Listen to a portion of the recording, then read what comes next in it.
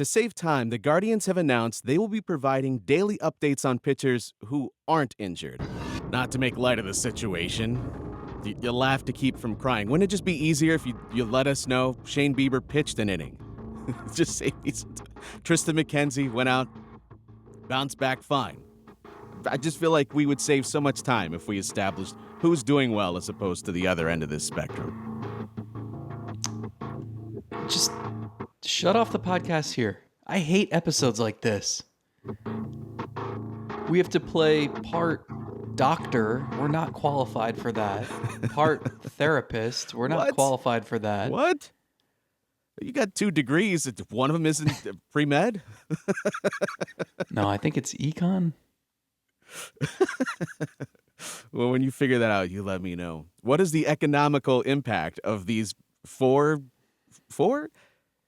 injuries or updates that were semi-heartbreaking that came out late on Thursday?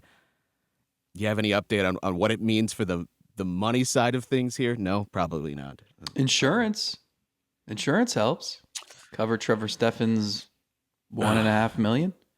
Yeah, if you got it, it's good if you got it. All right, so we are essentially laughing to keep from crying in this situation, and welcome to the show. It's the Selbyus Godcast. I'm TJ, that's Zach. 4 bits of noteworthy elements on 4 key pitchers, guys that either are going to play a big role for you, were going to play a big role for you, or could have played a big role for you at some point, maybe in this upcoming year if you're talking about Espino. So when something bad happens, when you're not knowing how you're going to deal with it, the obvious thing we have to do is to rank them in terms of how heartbroken you are by these things playing out. But in all seriousness, Williams, Espino, Steffen, and Hentges, that's not a good day. That's not a good Thursday in Goodyear for the Guardians. Well, there's 2, I think, to get to the final ranking, I guess, the gravity of each situation? Is that what you're getting at? I think the first key is ranking the importance of each player. Like, to me, Gavin Williams was the one that you needed good news on the most. And I think you got that. So I don't know what ranking you want us to do here, but it's up to you. What do you do with that information? It's however you want them to be ranked, just on how much it took your breath away and tugged on the heartstrings, made you devastated on a particular day. I don't know, however you want to do it. But we did get, I guess we can lead with the semi-good news, is that Williams is, it's sad that the good news is he's going to start on the injured list, but he's probably not too far off, right? That's the latest on Williams, that the reason why he's going to be on the injured list to begin the year is just a timing element here, not really based on any sort of structural damage or anything to be too alarming. Yeah, with the caveat that anytime a pitcher has any sort of discomfort in the elbow until they're standing on a major league mound, I totally understand holding your breath. So, yeah, that was as good as the news could have been. When you have an interruption this late in camp, it's going to cost you. So we'll see what that means for Sam Hentges. Don't know. And I don't know. I don't even know where to begin, because every pitcher had a different role and every injury is a different severity and means different things. It's hard to rank. Maybe this is a good idea by you. Well, I was thinking of which one is the most devastating. So I put Williams 4th, just because it's unfortunate that he's not going to be ready to start the year, but all indications are he's going to be fine. Yes, we know what you just said. Pitchers you don't know. We said that in one of our more recent shows, that a guy could look great and then just have an arm issue the next day. That's the unfortunate element of pitching. But just given the fact that he is as important as you said, and he's probably going to be there within a couple of weeks to begin the season, I can deal with that far more than some of these other. Could it be a good thing? I mean, Sure. This is a guy who you probably, Mr. Glass half full. Yes, it could be a good thing. probably couldn't push to like 200 innings, so just let him start a little later. and then let him go. And then you don't need like Can a phantom IL stint for 2 weeks in the middle of the season. Can he still get to 180 strikeouts, which is where we put the over-under on our most recent Patreon show, which you can catch at patreon.com/SelbyisGodcast. Is that 180 still in play? I think so. If he's as good as we think he can be. It's just, the crazy part is, if you look at the scope of the entire pitching staff, everybody is now either injured or injury prone. No one is safe. So I mean, you had an injury to the starting rotation that wasn't Shane Bieber or Tristan McKenzie. Like that's now you have 3/5 of that rotation. You're worried about their elbows. That's not a good place to be. But I'm with you. And yet it's the least devastating of the four, I guess. Yeah. Yeah. And so next on the list was Sam Hentges. Maybe you could say that he would even be lower than Williams, but we don't know here. There's too much at play, or I don't know. So there's some. We should know in the next day swelling or two. in the maybe even the day you listen to this. Just run down what exactly they said about Hentges. He has swelling in his finger. And that's the extent of what they know. Yeah. And he's seeing a doctor in Arizona about it. The end. I mean, I don't know. Fingers are important in pitching. Remember, I always used to get like a callus or a blister on my middle finger. That's the extent of my medical knowledge about an injury like this. I don't know. Yeah, we don't even know if this was the season. It's discomforting. Could he pitch through this? Is it a matter of it's going to be detrimental to him? Is it something he's going to have to deal with all season long? When it's spring training and my panic level has been ramped up to the max because of all this news, I'm instantly this is just going to plague him the entire season. But we really don't know that. I mean, we have definite news on the other two that are yet to come. This one is more of because I'm already in this state of panic. I'm already thinking you're going to be without one of your key setup men, and this is the guy that would be stepping into that role to assume anything that you thought Estevan was going to be taken care of in the 7th and 8th inning. Right. Hentges' placement on this list is inherently tied to other factors. One being Estevan, who we'll talk about. And two, it's not just that. It's you lose Estevan, Karinchak is not going to start the season and seems kind of far away. And so if you lose Hentges too, who is pitching the 7th and 8th innings for you? I mean, Barlow, I guess, but who's next? Morgan and Sandlin? And then Tim Herron? So it's the fact that he was supposed to be the guy who, when you were thinking, oh, well, Estevan, you won't see him this year, but, Hentges can handle the 7th inning or the 8th inning. I think he helped neutralize that. If Hentges is out for any extended period of time too, all of a sudden Tim Herron's your one lefty, and then you're probably going to lean on these guys at some point anyway, but you're really going to have to throw Cade Smith into the fire and eventually Franco Alamon, and that's just a big ask. And I'm eager to see both of those guys. Mm-hmm. I wanted to do it on my terms, not on somebody else's. You'll pitch when TJ says you'll pitch. I wanted it to be because they were pitching their asses off at AAA. And you couldn't hold them back anymore, and it's something like that. Clearly, that's not the case. And for Hentges too, I was also hopeful that he was just going to build into the season in a normal way, because we saw last year he got a slow start, and he just was not himself until later in the season. Obviously, second half and beyond, we saw the Hentges that we had seen in 22 through stretches. And so that's what I was most eager at. So to me, it's maybe not even time missed, but Does it put him behind the 8 ball here? Is he struggling to catch up in any sort of way? Is he going to go through some of the same struggles early that he did in 23 because he's not going to build into the season the way that he wants to?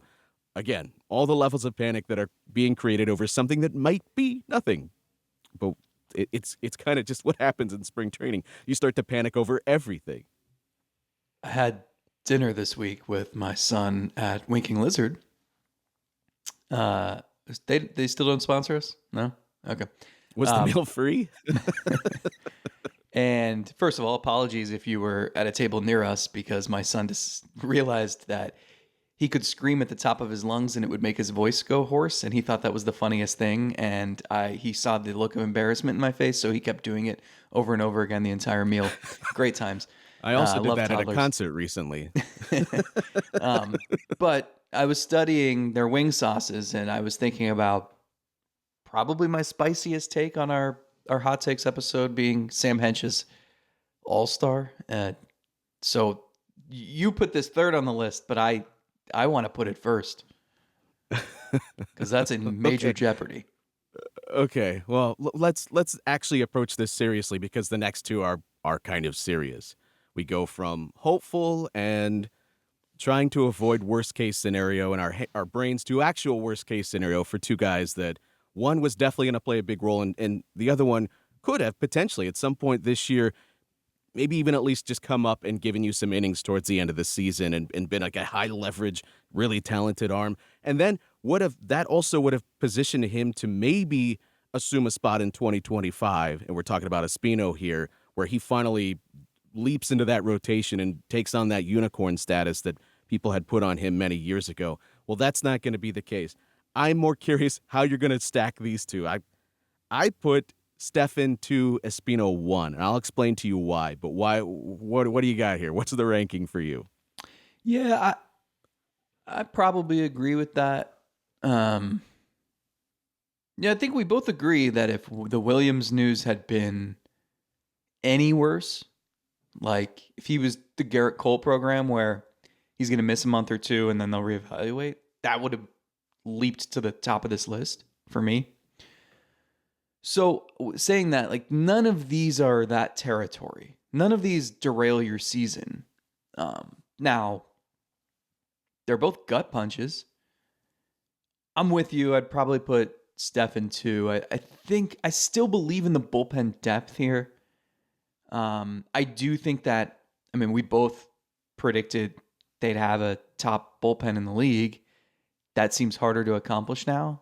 It seems harder to accomplish with all these injuries that are tied to the bullpen. Because I think the best bullpen that they could have would have Estevan functioning like he did in 2022 when he was legitimately one of the better setup men in baseball. And there's a bit of twisted irony here. We've been working on a story at The Athletic about just how many pitchers are adopting the splitter. And when you think about it, it's, that this game has become about the fastball at the top of the zone that's riding up, and it created the launch angle revolution, and guys are swinging up. So what's the perfect pitch to pair with that? It's a splitter, so that when you're swinging up, the splitter goes down, you swing on top of it. You're seeing more and more splitters. This could be the year of the splitter. Estevan is the perfect embodiment of that. The splitter is what launched his career and turned him from a Rule 5 pick who was doing mop-up duty, pitching once every 2 weeks, to a legitimate setup man. And the splitter was the reason why it's been his best pitch. And when he has good feel for it, it's unhittable. The problem with splitters, and we don't have the data to back this up necessarily, but just word of mouth throughout the league and the sport for the last 40 years, since splitters were super prominent in the 80s or with Paul Shuey in the 90s, is that there's injury risk. And I was talking to one coach who was saying, like, it's all about the way you grip it and throw it and the stress it puts on your forearm. And so Estevan, who's this perfect example of, he learned his splitter from Brian Shaw and Blake Parker. Shaw learned it from J.J. Putz. J.J. Putz learned it from Eddie Guardado, and it gets passed on like that. Like, it's a great story. And now also he needs elbow surgery. And that seems to be part of this with splitters too. So it's disappointing because I think I mean, he gave up 6 home runs last year. It felt like every single one was just kick in the groin. I mean, it came at the worst time. And that happens when you're pitching the 8th inning of close games. I got the sense from him this spring that he was really motivated to just flush that season. Like, he was really frustrated. He thought the 2022 version of him is who he can be.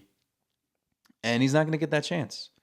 And you never know what you're going to look like on the other side of this. So, yeah, that hurts. I just think this team has such little margin for error. And, to lose someone like that in an area of strength. And yeah, like maybe you have guys who can step in, but you didn't want to find that out on March 14th. Go have that issue in July when the bullpen's humming. So that hurts. The Espino thing hurts. I think it's more devastating for different reasons. So that's why these are a little tricky to rank. But the Estevan thing, like I think you can piece it together. It's just it would have been really nice not to have to. Yeah. I'm with you. And of course we're doing the podcast shtick here where we're ranking these things and sort of, again, making light of a situation that is devastating, not only, I mean, for us, of course, for fans, but more devastating, let's point it out, for the individual going through it. As you said, for Estevan, so eager to flush and really get back to what he was doing in 22. And you go from that to, we talk to so many guys. How many guys, Zach, do you talk to where they have a moment of, maybe I'm never going to do this ever again? And maybe it's brief. For some, it's more lengthy. They have setbacks. But I think everybody at some point goes through that throughout the rehab process. Maybe I'm never, forget getting back to where I was, ever going to get back. And so I feel for Stefan. He goes, well, he got paid. That doesn't matter. These guys care about their careers. They care about winning. They care about being the best they can be at their profession. And so to rip that away from them in any way that's not really in their hands, that I feel bad for anybody that goes through it. And it's the same thing for Espino. This is a kid that was on top of the world, and people were talking about him like he was the next Garrett Cole.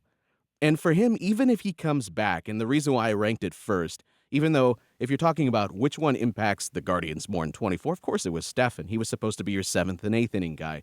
But for Espino, compared to Stefan, who, if he gets back, he can still be a capable reliever. You're talking about innings at 1 inning here, 1 inning there. You can get back. But for Espino, there were already questions that this guy going to be able to take on a workload every single year of a starter, be able to give you 180 innings every single year. And now you're wondering, forget getting back to that level, can even give you innings, that sort of bulk. Can you count on that in the future? And I think at this point you have to say the answer is no. You don't even know if he's going to get back to pitch at some point for him. And so that's the level of devastating of, here's a guy that at one point looked like he could go on to become one of the better pitchers in baseball, to I can't factor him into my plans anymore. And I don't know if he's ever going to be able to get back onto a mound. That's a legitimate thing when a guy goes through 2 years of missed time like this and then having to go through a surgery. So I feel really bad, of course, for the Guardians and for their fans, but I feel really bad for just the people in this situation that have to go through it, and they just get what is shaping up to be a great career get ripped out right from under you, and that's just unfortunate. It's a lot of frustration that you have to bottle up. I don't know how you cope with that. He hasn't pitched since April of 2022. And I think who knows where this goes. This is why when I said I hate conversations like this, look, I can't tell you what's going to happen in the future. I don't know. I haven't seen the MRI of his shoulder. But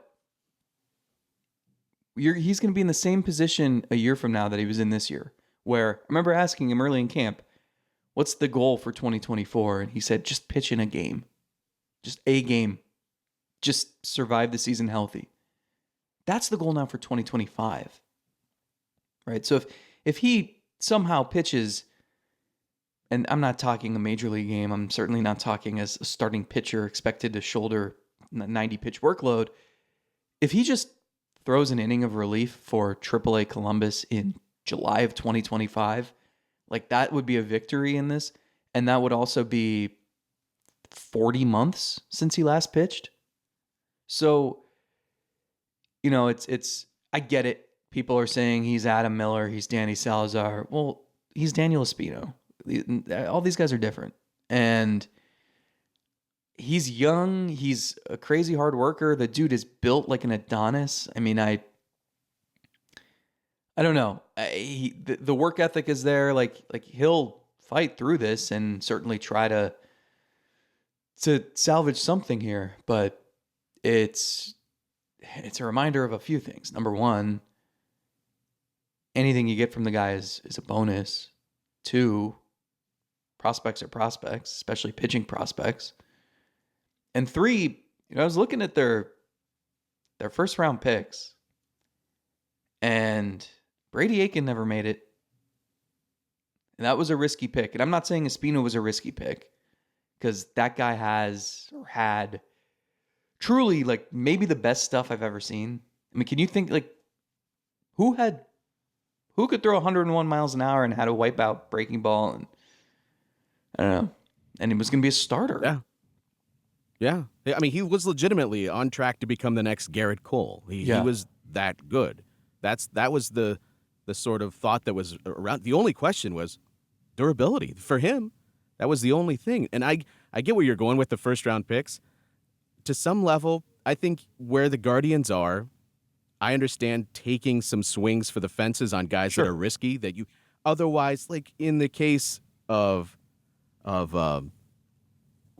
his name already just slipped my mind, Brady Aiken. Mm-hmm. You take the giant swing here because you're not going to be able to get a talent like that where you're drafting where the Guardians typically are. Not this upcoming year when you have the top pick in the draft. But when you're drafting later because you're constantly a solid team, I understand every once in a while you got to take some risks, and sometimes that blows up in your face. That's part of taking the risk. So I get that to some level. But obviously, continue on with your point. The rest of them haven't always been great either. Yeah, I mean, Ethan Hankins was the 35th pick, and he's battled one injury after another. Lenny Torres. I don't know. That's not even to go to the position player side, where like Carson Tucker is on the side of milk cartons. And we can get to maybe some more promising first-round picks here in a few minutes with Chase DeLauter. But it sucks. I mean, like, injuries are part of every sport, but with baseball, it seems like they're so prevalent and it's such a crapshoot, and it just affects so much. Like, it's not like, oh, this pitcher's got an elbow injury and he's going to miss 3 weeks. They're just devastating injuries that make you miss a year or make you recalibrate the ceiling for your career. So that's what stinks. And it can wreck an entire season. In the case of Espino, it's who knows from here. I mean, you've had multiple shoulder surgeries. That's really tough. I'm thinking of a guy like Tanner Bybee, who I'm sure is at least, his agent is at least having talks. Some feelers are probably out just to see where things are at as far as looking at a possible extension down the line. And, I wonder, we've had this conversation before with pitchers. If I'm a young pitcher and I get any money handed to me early in my career, I'm taking it. Even if it's below maybe what I could get a, similar open market sort of thing, I'm taking that money because of this. Because with Tristan McKenzie, how close was he to signing an extension, and then he gets hurt, and then that's off the table. Now we're not even talking about it this spring at all.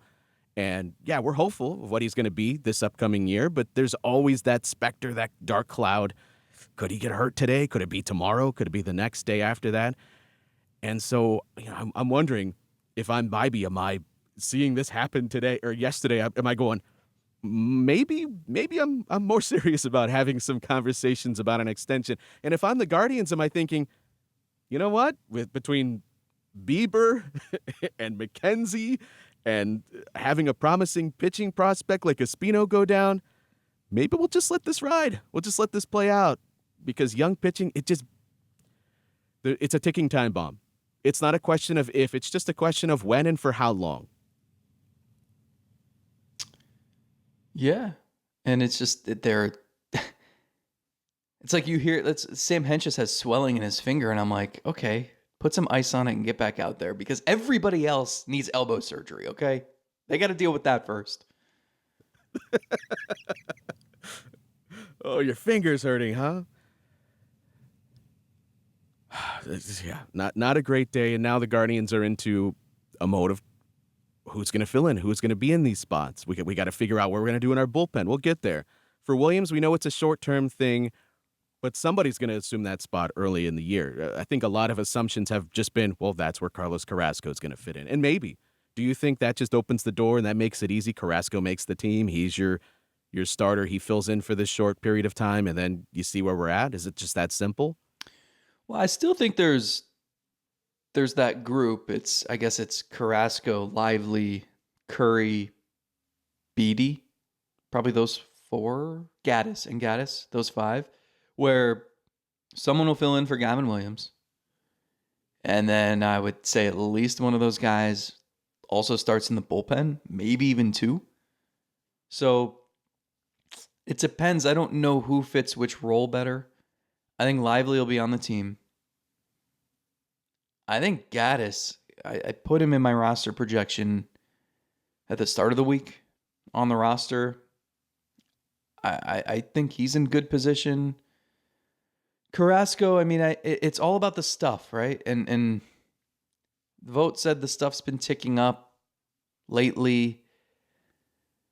It's just, there's also, like, Curry's on the roster, on the 40-man. Gaddis is on the 40-man. Lively's on the 40-man. Those are easier moves to make. Now, you're going to open up some spots. Estevan goes on the 60-day injury list. That opens up a spot. But I don't know. You know, is Carrasco's stuff so good that you want to clear a roster spot for him and give him time knowing he can't be sent down? I would guess Lively winds up in the rotation. Gaddis in the pen. You know what? I don't want to rule out Curry. Those would be the three frontrunners to me. I think Carrasco has a chance. I also think we need to separate storybook from reality. Sure. And sure. It's tough. You know, I don't, it's hard for me to evaluate because I'm not, like, the best evidence you get is the feedback from hitters. What are hitters seeing? Exactly. What do their swings look like? Right. Yeah, we don't have access to all the normal StatCast data that we would in a regular season. And out in Arizona, there's a limited number of situations where you can get that sort of data. So if your start doesn't line up with one of the days you're at one of those parks, then unfortunately you just don't get it. So they have that stuff on the side. They can see in bullpens how things are working. But our best evidence is just to see, really for me, swing and miss and avoiding walks. He's pitched 8 innings and maybe 5 strikeouts so far for Carrasco. The results have been mixed, for the most part, okay. I'm curious because you just took this serious blow to your pitching depth, whether you want to consider Espino your depth for 24. I don't know. Maybe you didn't even factor that in, but you are taking a hit to your depth. I love the idea of him as like an August-September relief option. Yeah, I did too. Now it might be August of 2026. Don't say these things. I can only stomach so much bad news in one day. So I'm wondering, are you more likely to maintain your starting that depth? And if that means Gaddis might have slid into a bullpen role if everybody was healthy because you're not as worried about him being stretched out. But now are you thinking it'd be better to just keep him stretched out, even if it means he has to open in the minors, maybe Curry as well? Because I'm more concerned about making sure I have starting pitching depth now that I'm down one in the first, however long that's going to be for Williams, whether it's a start or two or maybe even longer. So I'm worried about how do I maintain as much depth as I can. And maybe in this case, that's where you just say it's going to be Carrasco because that allows me to keep him, keep Lively, and then keep everybody else stretched out in the minor leagues in case this Carrasco thing, 1, doesn't go well, and 2, Williams maybe has a setback along the way. It can happen. So I'm more concerned with who's going to be my next line of defense after this. And so I can't maybe just put everybody in where I want, because I also have to be mindful of who's going to give me innings if I need them. Yeah, and that's why I had Curry starting in AAA for a while, is because I thought it made more sense to just stretch him out. When you need a spot starter, he's the first guy up. But now you need the spot starter on your fourth or fifth game of the season, so it's tricky. Yeah, they're reaching a point here. You hear every spring like, oh, we're going to stretch this guy out and then we'll see where we're at. Well, you're almost at that point where you need to see where you're at. I think you keep stretching guys out when you can, but you also, like Bieber and McKenzie and Bobby, like those guys need to start going 4, 5, 6 innings in their spring starts. So there aren't as many innings to give to your number 6 and 7 starters in spring. So that's when you reach that decision point. You have to choose, okay, we're going to keep Lively on a starting schedule and we'll let him stretch out to 80 pitches, but we'll send Curry to minor league camp so he can pitch longer in those games, and then he'll go to Columbus and he'll be ready when we need a starter. But we're gonna put Beatty in the bullpen and he'll throw 2 to 3 innings at a time. Like you run out of innings and opportunities this late in camp for pitchers. It's weird. They're almost like they build up to a point where there are less opportunities for guys, and then with the hitters, it's the hitters who aren't going to make it, you send to minor league camp. They go get 4 at bats in minor league games, and the guys who are actually in contention for major league opportunities get 4. Like, it works out perfectly for the position players. It's tricky with the pitchers, and they have so many swing guys that they really do have to make some decisions on them. So yeah, it's like if you want Gaddis in the bullpen, and now you're thinking, well, we might need him in 6th or the 7th inning, not just mop up duty. Then maybe it makes sense to make that switch now. But that also is why you have to decide, is Cade Smith ready? Is Tim Herron ready? You need an answer on Hentges. So it's a mess right now. And it's good to have a crop of guys who can fill multiple roles, who you have stretched out. But you do reach a point where you need to make a decision, and you need to make sure that you have ready depth at AAA. You can't be scrambling if Logan Allen gets hit by a comebacker in his first start and needs to miss a start, and you're calling, you have to have a bullpen game on day 9 of the season because you don't have anyone stretched out at AAA. So it's a weird situation, and that's why I think we'd be foolish to just make assumptions about this, because they might make decisions on who makes the roster based on who can fit a very specific role that maybe doesn't just mean who has pitched the best this spring. Boy, that was a lot of words for basically no insight. Welcome to the show. Are you unfamiliar with our game? I'm glad that I don't have to make these decisions because they're so intertwined. If you are moving a Gaddis because you desperately need him in the bullpen, that is, again, what we're saying, one less guy that could be stretched out to give you the multiple innings that you might need a week into the season. It's why spring training, we view it as an end to a finish line, but the team doesn't. We get so wrapped up in what does the opening day lineup look like? And 3 days in, it's completely different. Injuries, whether a guy's ready or just needs an extra few days, that's not the finish line. It's just this happens to be the one day that we're starting the year, so we're going to put the team together the best we can for that given day, and then a weekend we'll have reassessed, just as you would have if we're talking about June 2nd and June 3rd. Throughout the season, it's always just a snapshot of a given day of who's available and what you can do with whoever is available. Yeah, no, it's like a horse race where you bring the horses to the places, the little nook where you start the race. It's the 26 players on the roster are the ones in the nooks, and then you open the gates and they run. That's the regular season. It's the starting point. Oh, It's not the yeah. finish line. But Yeah. well, But yeah. they've already been running for 50 yards before the gun even went Yeah. off. I don't know. I have no idea. Please don't take any of this to heart. What would it do for excitement levels? We're talking devastation and things that are just derailing our hopes and dreams for this upcoming year. Obviously, some of them more than others. What would it do for excitement, though, if I told you that the team had plans to come out tomorrow and announce that Chase DeLauter and Kyle Manzardo were on the opening day roster? What? Okay, I'm not operating with any sort of insight, but I am curious, what do you think it would do for just excitement, not around the team per se, but just for fan outlook and just our excitement on the show? Would it instantly make the season more intriguing regardless of what would be in store for them this upcoming year? Sure. Obviously not, based on that reaction. Yeah, I mean, yeah, but in what universe does that matter to the front office? But that's not what I'm caring about. I know. That's not what I'm Okay, just well, asking you a also, hypothetical question. Sure. And what if they trade for Shohei Ohtani? Would you think that would boost fan morale for the season? But see, here's the problem. 2 of their top prospects, you're equating that to them trading for the best player on the planet. And you think they're somehow similar, and you're making a good point here.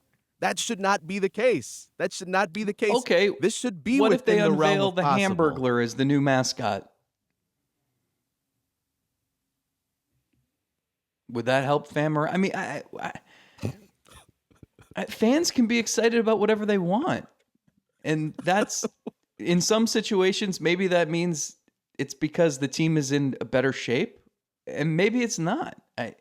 The Manzardo thing, I don't know how else to frame it other than service time. The guy just looks like he is ready to hit major league pitching. I don't see how you could watch him this spring and think otherwise. I don't see how you can study what he did at the end of last season and think otherwise. And it's just a fact. There are players younger than him who will be in the majors. There are players with less time in the minors who will play in the majors. There are players with less success in the minors who will play in the majors this year. That the thing standing between him and spending the first 3 weeks of April in the major leagues is a contract extension, in my opinion. I'm fully expecting him to be called up on April 19th or whatever. And yeah, it's just, and honestly, the thing that gets me the most is it's just, why in 2024 is there incentive for teams to not put their best players on the field? It's pathetic. We've been over this a million times. I'll get off my soapbox. The DeLauter thing is different. I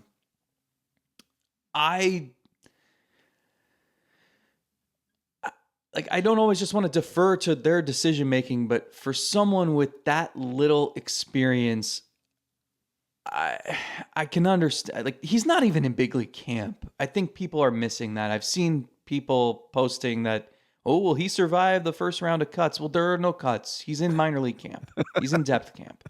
So that's why his uniform actually looks normal compared to everybody else's. Normal as in the letters aren't this weird lettering that you hate. Fair. Like, the minor league ones look like it's the rookie ones you number, see that are sold at like Walmart, whereas the major league ones this year look like they should be sold in an adult shop.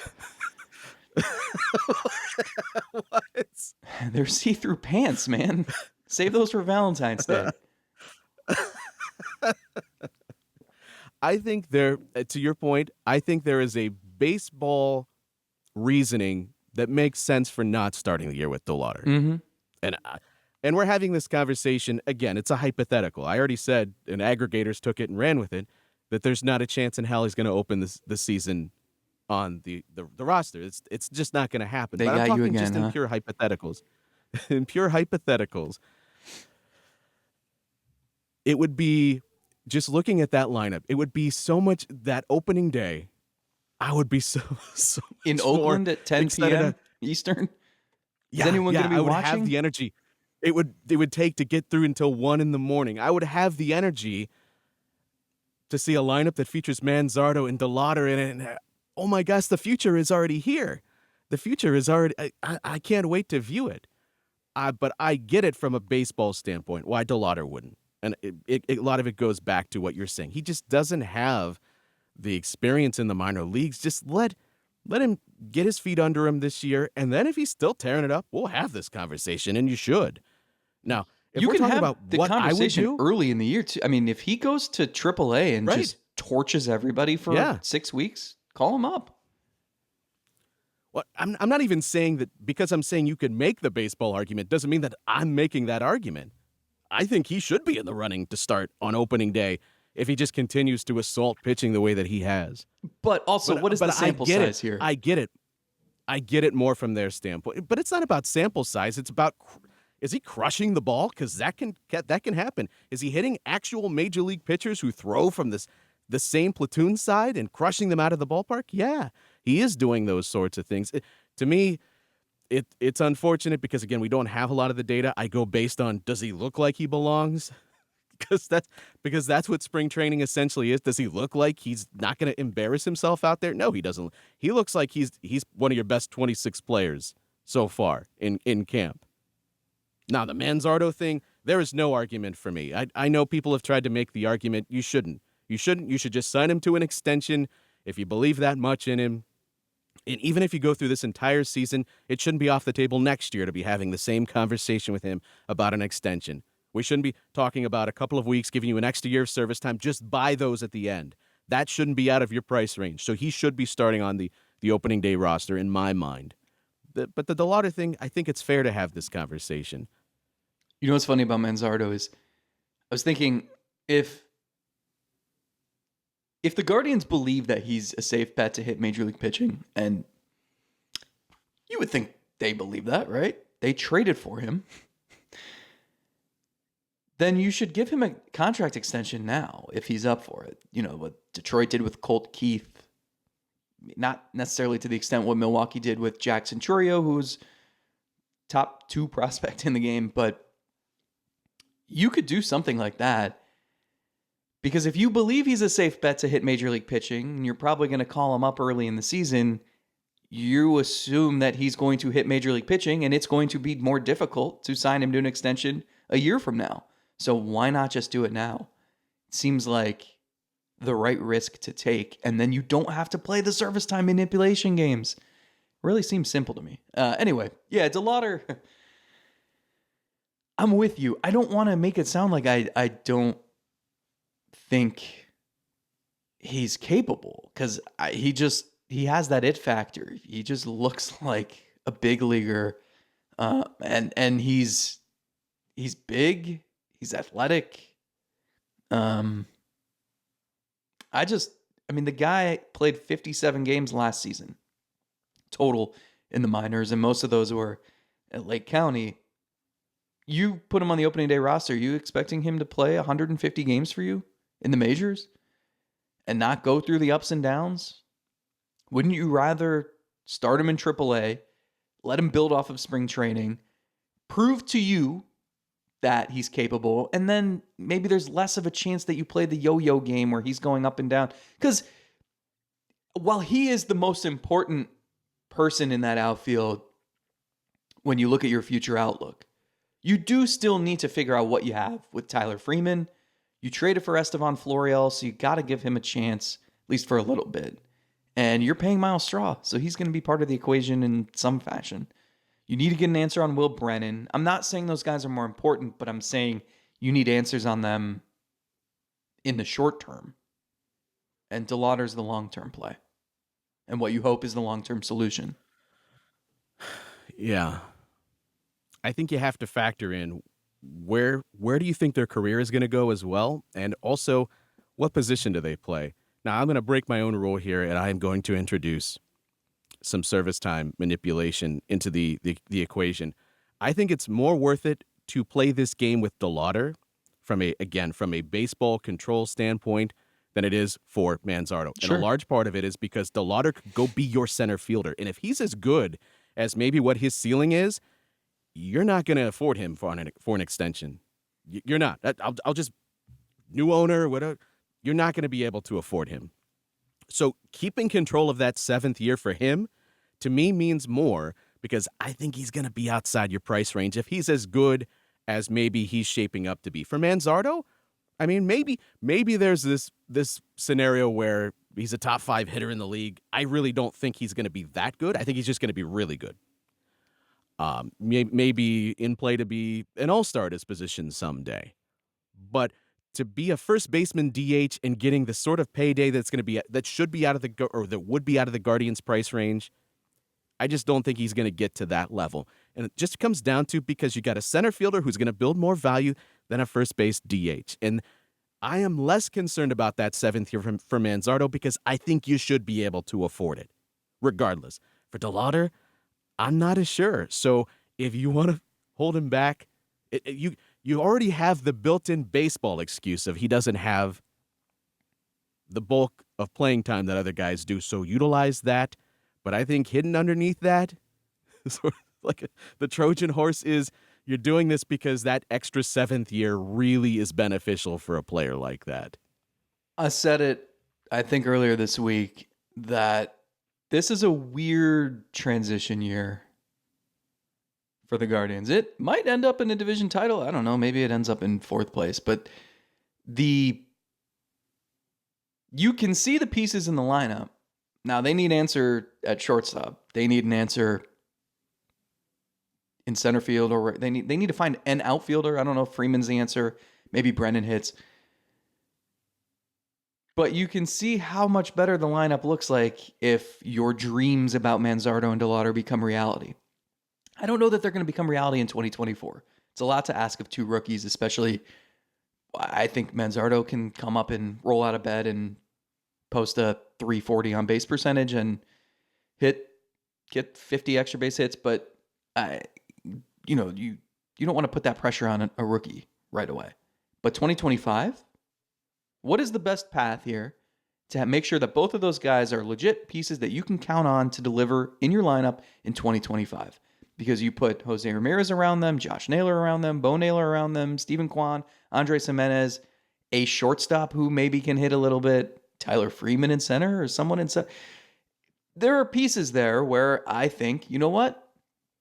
That lineup isn't bad. And maybe they've made a trade by then or something. Or maybe, no, never mind.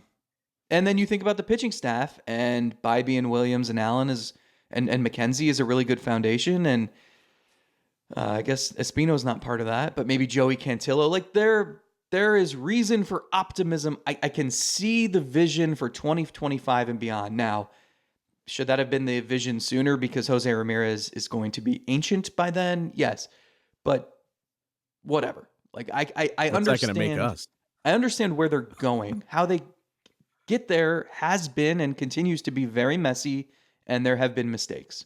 And so if I'm them, I'm thinking about Manzardo and DeLauter, and I'm thinking, how do we treat them in 2024 that's going to set them up best so that there are no, like, the training wheels are off in 2025. They're on the opening day roster. They're hitting, they're not hitting 8th and 9th. Like, they're part of this. And there are ways where you can benefit in 2024 by them contributing to winning too.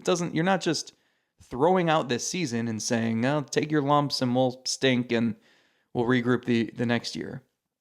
But I just think for them offensively, the position player group, the timeline, I think really starts in 2025. You can throw Brito into this conversation. Maybe Angel Martinez is a real deal, and he's part of that too. There's just a lot of guys you need to cycle through still, which you should have cycled through last year, the year before, the year before that. But I digress. Is that Or fair? traded Like, them do you view a this while back. outlook the same way? Oh, yeah, that's what I'm talking about, where I started this whole conversation of excitement about thinking about a lineup that already features those two and maybe getting some of the lumps out of the way now so that you're better set up maybe second half and beyond, and certainly in 2025. It was all just from a hypothetical excitement standpoint because I'm like you, already looking ahead to that lineup, and you said they've got a chance to be pretty good. Yeah, look at where that could be next year, and think about in the past where you've had a catcher and a center fielder that brought you nothing at the bottom of your lineup, and it always was just this black hole every single year, just sucking up offensive stats that will never be. and then put a DeLauter in there, and are you already eager to see what Bo Naylor is going to be, on top of maybe a shortstop that you believe in, and then a first base DH to pair with Naylor, and they're both providing you excellent middle-of-the-order production? Yeah, this is a lineup that I'm excited about in 2025. It's just we're not there yet. But we are there in terms of making a decision close to on a couple of guys that if you don't want them around, you're probably not going to have them. In the case of Deyvison, Santos, that's a definite because you'd have to offer him back, put him on waivers, then you're not keeping that guy, more than likely. And Florial, Estevan Florial, who they went out and traded Cody Morris for, who maybe they could use now, but Florial doesn't have options. He's got to be on the team, and if you expose him to waivers, I guarantee somebody would take another shot on him. They are holding 2 roster spots, and a guy like, I'm looking at Fry, the day he had a couple of days ago where he demonstrates some power, and we know the versatility helps. But is there a spot for De Los Santos and Fry? I'm not sure about that. In the outfield, is Florial taking opportunities away from a Will Brennan just because he's got to be there on the team, otherwise you're going to lose him? And so I just wanted to do a quick temperature check of where you think we're at on 2 guys that are holding those roster spots semi-hostage for a couple of other guys that maybe would make more sense to have them on the team, but are they going to be willing to just let De Los Santos walk? Have they seen enough in very short duty or maybe just working on the side that you don't want to let this kid get away? I don't know. Where do you think we're at on these 2? Yeah, this is a case where so much is dictated by the stipulations, I guess, where if Florial had an option remaining, he's probably headed to AAA, but he doesn't. So this is his last chance to get an extended look, but I don't even know how extended it's going to be because of Tyler. Tyler Freeman is sort of ruining everyone else's spring because he's proven he can handle center field. So, and the shortstops haven't done anything to really seize that opportunity. So now Freeman might start at short and in center. Just write him down in the lineup twice. That's probably the best move here. So it's yeah, by the way, Miles Straw has a 246 WRC plus so far in spring. So you're laughing, but you said he did all this work in the offseason to get back to, but introducing more impacting of the baseball. That's the big keyword, the buzzword around camp. De Los Santos is interesting. I did a story this week on life as a Rule 5 pick in spring training. It's purgatory. It's the weirdest. This doesn't exist in other sports. You go to spring training with a new team. You don't know anybody, but you know the stakes. It's either you're making the major league roster, and on opening day, you get to stand on the third baseline, and there's the pomp and circumstance, the flags on the field. They say your name. You're standing there, sellout crowd. Well, hold on. Maybe it's in Oakland, so maybe nobody will be there because they'll boycott. Or maybe the game will be in Sacramento or Salt Lake City or Vegas but it's either that or you're playing for the Jacksonville Jumbo Shrimp or the Binghamton Rumble Ponies. Like it's such a weird position where it's almost like you don't want to get too ingrained in the fabric of your new organization and you don't want to be too pissed at your former team for not protecting you from the Rule 5 because you might be right back with them. And it is a great opportunity where you can go land a major league roster spot. All of that said, it's think of the pressure. Like, what's at stake. They're more invested in you because they picked you and they want you to succeed. They want you to take it and run with it. And so I'm talking to other players in this position, and most of the time it's a reliever. It's easy to hide Trevor Stephan in the bullpen all year because he can do mop-up duty and he can go a couple weeks without pitching. And as long as you have a few other relievers who have options and can be sent down, it's not a big deal. But De Los Santos is just the antithesis to almost every Rule 5 pick we see. We've been over it. He's 20 years old. He had an up-and-down season at AA last year, made some swing changes middle of the year, and it's just so hard to get the perfect look at him. And he went out to spring training on January 7th. He went to Arizona. Well, he was already with Arizona, but he went to the team's complex. So they got an extra month of just evaluating him in the cage and on the back fields. But still, like, what is the goal? Do you expect him, if you keep him, to prove he can hit major league pitching this season when he's going to spend half the season at the age of 20? When is he ideally going to develop into a legitimate major league bat? Is it when he's 24? Well, that's going to be in 2028. So do you try to hide him on the roster this season in hopes of what he could be in 2028? And then you're going to send him back to AAA next year and hope he hits his... Like, it's just a really tricky thing to navigate. Because it's not just a decision for opening day, it's a decision for 162 games because you don't have that roster flexibility. The one way it could make sense, and it's not even making sense from a standpoint of he proved he can handle this, so we're just going to keep him on the roster all year. But they can buy themselves a little time. Because if they want to send Manzardo to AAA for at least a few weeks, they could say, let's send David Fry to AAA as well, because they want him catching every day. And then maybe they feel like they don't need his versatility immediately in the season because guys aren't tired yet. You don't need to give Jimenez time off his feet. You could keep De Los Santos on the roster, start him at DH 4 or 5 times a week, and just see if he can hit. And let him develop on the fly. And then when Manzardo's service time or secondary leads or defensive footwork clears itself up in mid to late April, you reevaluate where you're at with De Los Santos. I don't think you can carry both of them on the roster. So you make that decision at that point. Or maybe by then someone's gotten injured. Or Florial is 0 for 42, so you cut ties with him. But it buys you a few extra weeks. That's the one scenario I can see. Otherwise, I just don't know that this makes much sense. And they've known that since December when they took him. But it's not about the opening day thing. It's about not having that flexibility for 162 games, while it also not really benefiting him that much because you're trying to hide him. You're not trying to showcase him. I think a couple things at play here that you have to ask yourself as an organization. The first thing, which I think is probably, well, they're probably both equally important. One, you have to envision the scenario where someday he's a great player. Or maybe not even great, but just good. Can you stomach that?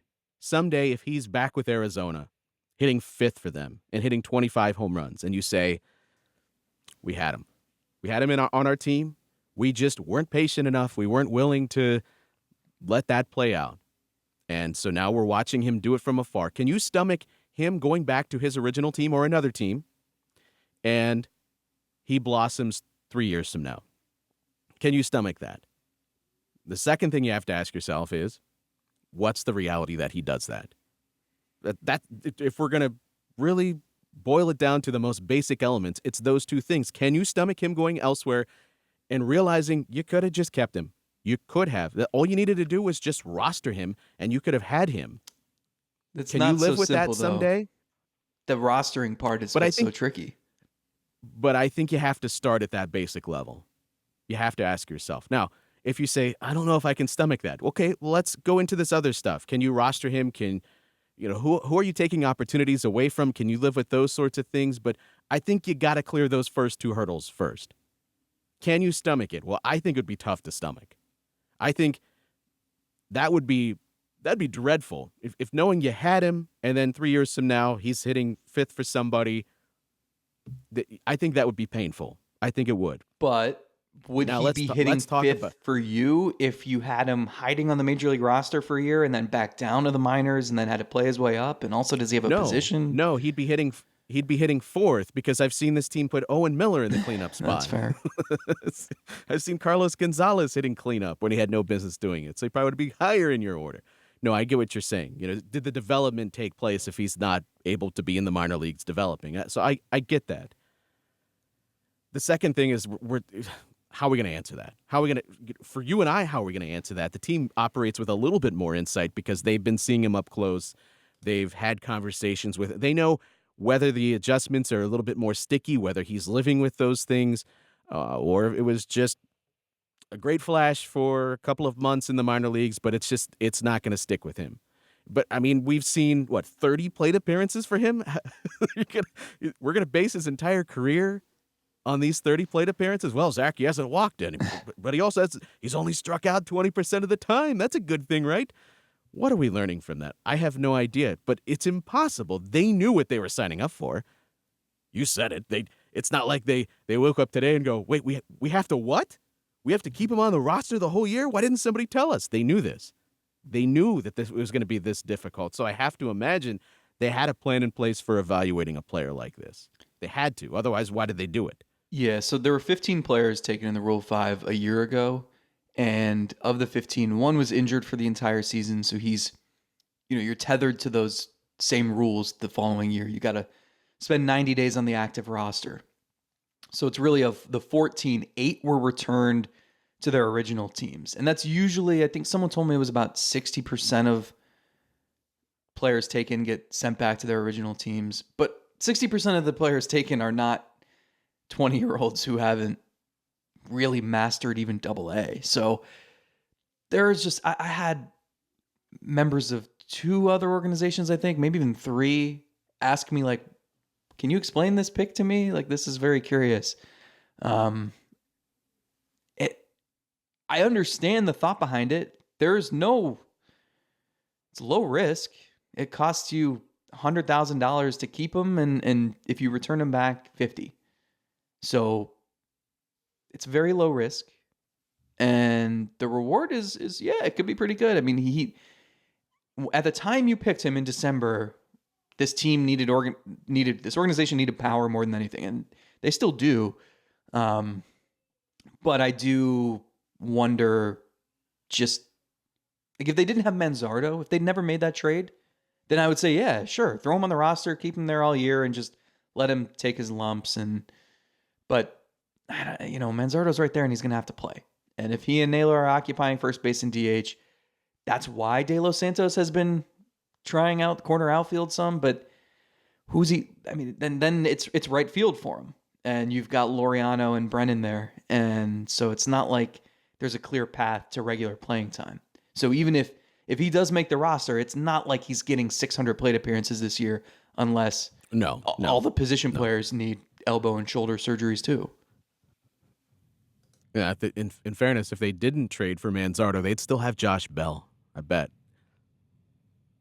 I think a lot of that trade was probably dictated. You got to clear the space, if not for the rest of 23, which obviously didn't play out, definitely in 24. But you're right. Now, maybe you point to a path of, well, you could put Laureano in center field as the platoon option for whoever's playing center field. Well, that would have made sense for Florial. But Florial, last I checked, 42.4% of his plate appearances thus far in spring have been strikeouts. We said we don't operate with all the StatCast data that we normally do, okay? And even saying that, 33 plate appearances worth of it would be worth almost nothing unless we're talking about elite exit velocities. But 42.4% of the time, that's tough to look at and really stomach. That's what, 14 of the 30 at-bats have ended in strikeouts? And strikeouts and walks are one of the only few things that I have as someone sitting at home to evaluate how somebody's spring training is going, on top of maybe just some power numbers, and he hasn't hit a home run. It's about habits. And for him, the strikeout rate was the red flag at AAA. So are you making the right swing decisions? And I don't know. But I'm willing, because none of the spring training never mattered for him. You make that trade, he's out of options. You don't have 3 legitimate, capable outfielders. You were giving him a chance no matter what. So the tide better turn against Oakland and Seattle and Minnesota and Chicago and New York to start the season, or else then we're going to have major questions. Well, you raised the most noteworthy point on this, and it's the most simple point. This was not a waiver claim. They gave up something for him. They gave up a Cody Morris. So even if you don't believe Cody Morris is like a true difference-making arm, it's tough to just say, we're giving up a guy that's solid, that could help us, for nothing, and we got nothing, and we all just move on at the end of the day. Can you really see a scenario where they just let that play out that way? I can't. So I think Florial's going to make the team. I assume you believe that as well. But beyond that, how does he... I'll take my own advice. It'll work itself out. But how does he demonstrate that he gets more playing time if other people are playing better than him? Where does he get his plate appearances from, and how does he earn his way back into the good graces of better production? It's why Stephen Vogt this week said, wouldn't want it any other way in my first year. There's a lot on his plate, and it's going to be messy early on.